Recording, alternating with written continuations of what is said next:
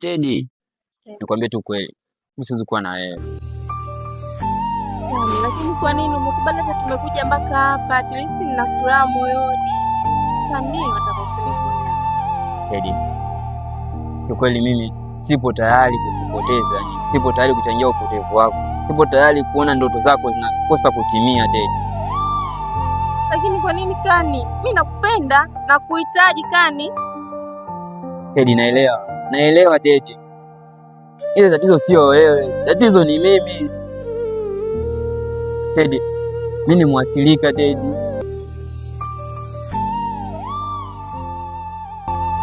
Teddy, mimi nimeathirika na sipo tayari kuchangia kupoteza maisha ya mtu. Sipo tayari kuchangia kuharibu ndoto za mtu Teddy.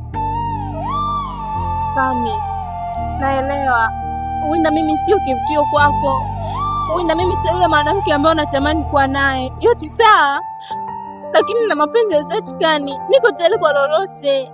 Hebu acha basi Kani. Teddy, naelewa na sio kwamba wewe sio mwanamke mzuri Teddy, wewe ni mwanamke mzuri. Kila mwanaume wote anaokuona yupo tayari, yani anakutiwa na wewe.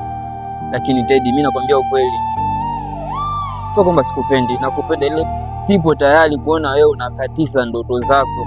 Sipo tayari kuona wewe unakufa pasipokuwa na tia. Teddy, mimi nimeathirika, naomba uniache, nielewe. Tafadhali naomba unielewe. Kani, nimekwambia mwenyewe kwa kinywa changu nakupenda Kani. Niko tayari hata umeshanambia sababu umeathirika.